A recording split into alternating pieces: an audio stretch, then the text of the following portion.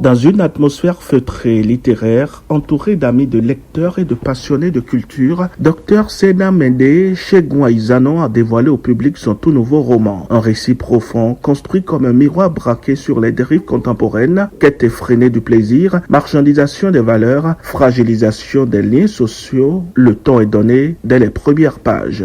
L'auteur fait énergiquement savoir que dans une Afrique en tension, entre tradition dévitalisée et modernité consumériste, où la facilité tend à remplacer l'effort et l'apparence à supplanter le sens, il devient urgent de raconter, de nommer, d'alerter.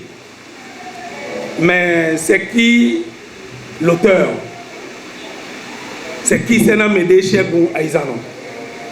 Alors moi je me souviens d'un camarade et compagnon de Banikani où nous écumions ensemble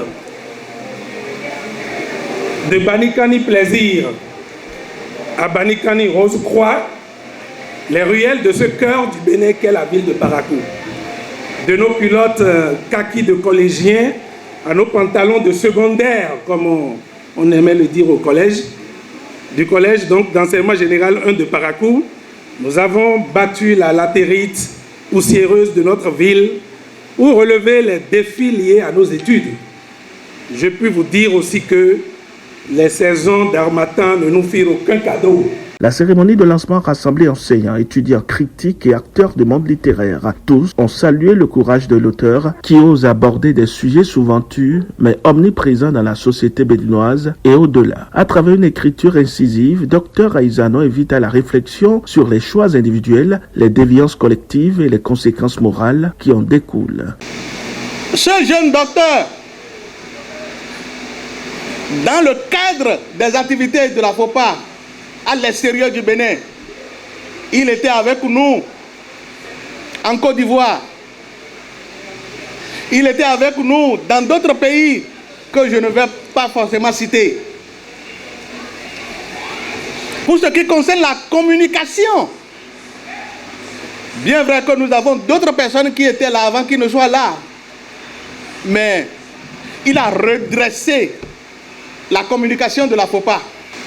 Le docteur Aizano nous rappelle que la crise de nos sociétés n'est pas que politique. Elle est souvent morale, culturelle, éducative. Et c'est précisément là que se joue l'avenir du continent. Ce roman est donc plus qu'une œuvre littéraire. C'est une interpellation citoyenne, un appel à la lucidité, un cri d'amour adressé à l'Afrique. L'auteur a expliqué vouloir réveiller les consciences, soulignant que la littérature doit rester un outil de dénonciation et de transformation sociale. Pour lui, ce roman est un appel à regarder en face les réalités qui dérangent afin de mieux les combattre. Le livre ne fait pas abstraction de l'Alliance des États du Sahel, Djeneba, l'Amazone du Sahel. C'est, je crois, le chapitre 7 du livre qui parle beaucoup des pays du Sahel, notamment du Burkina, du Niger et du Mali.